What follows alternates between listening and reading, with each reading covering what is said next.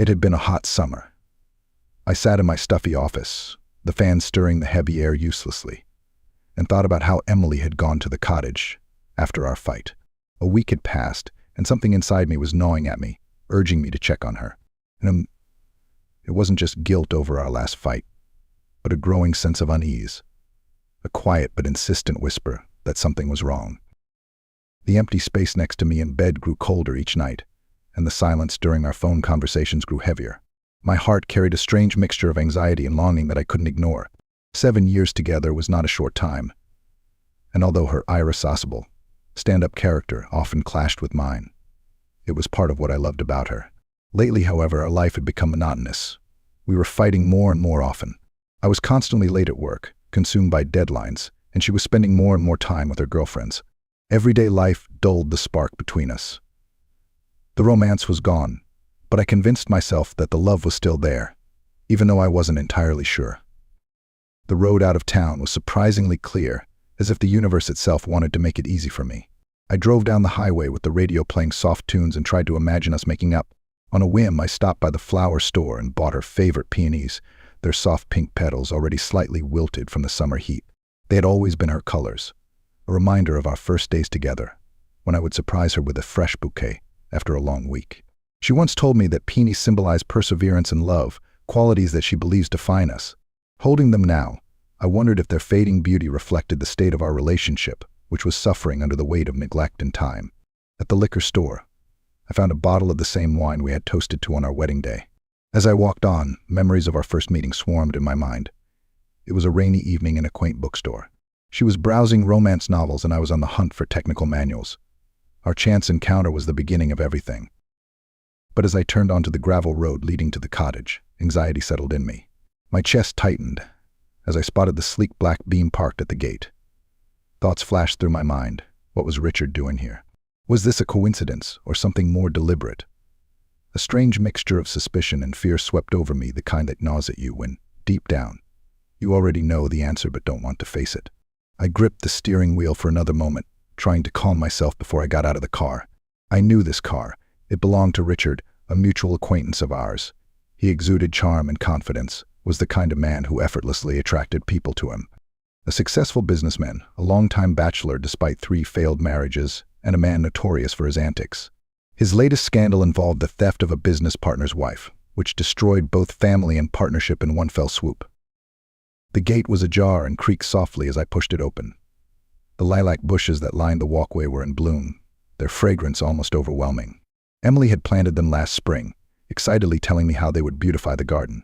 I remembered her joy when the first flowers appeared, how she filled all the vases in the house with their fragrant bunches. From the open window of the veranda came soft music, a familiar tune. It was our song, the one we had danced to at the wedding. The melody, once filled with promise, now seemed ghostly. The house was cool, the aroma of freshly brewed coffee in the air. There were 2 glasses and an open bottle of martini on the dining room table. Emily had always disliked martinis, saying they gave her a headache. A pair of Italian loafers lay haphazardly lying next to the stairs leading to the second floor. Richard's loafers. I recognized his penchant for showing off his impeccable taste. I walked slowly up the stairs. Each step groaned under my weight, and the sound added to the anxiety that bubbled inside me. We'd built these stairs together, painstakingly selecting each board and sanding them to perfection. The door to the bedroom was slightly ajar, sunlight streaming through, illuminating the clothes scattered on the floor. They hadn't even noticed me enter. Emily was sitting on the edge of the bed, her fiery red hair cascading over her shoulders. For a moment, the sight struck me like a physical blow, and the air left my lungs. My thoughts scattered. Was she thinking of me as she sat there? Or was I just another piece of furniture in her world?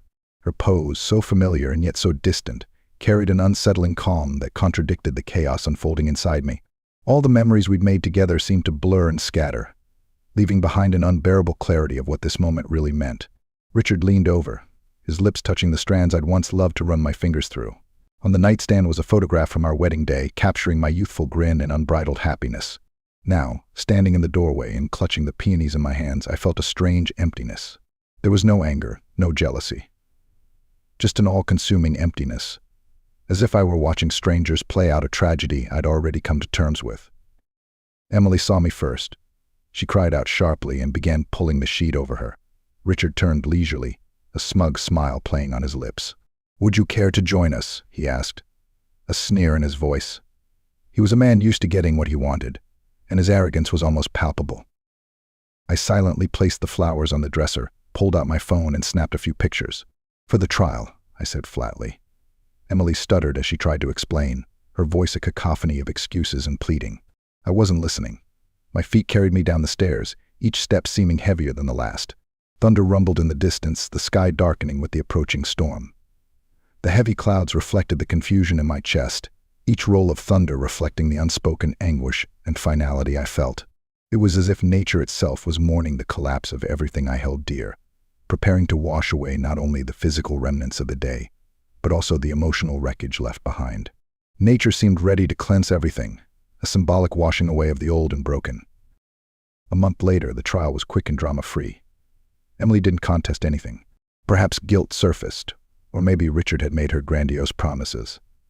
After the hearing, she tried to approach me, her eyes full of regret, but I walked past her without a word. 6 months later, I met Richard at the supermarket.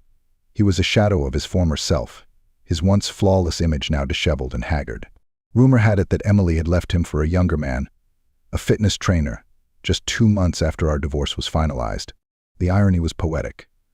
The man who had thrived by taking from others now found himself abandoned. I walked past him without paying attention. My cart was filled with groceries for 2. At home, Alana was waiting for me. She was the woman who had shown me what love built on mutual respect and kindness could be. And the lilacs at the cottage. They still bloom every spring, a vivid reminder of how fragile yet long-lasting the beauty of life can be when carefully nurtured.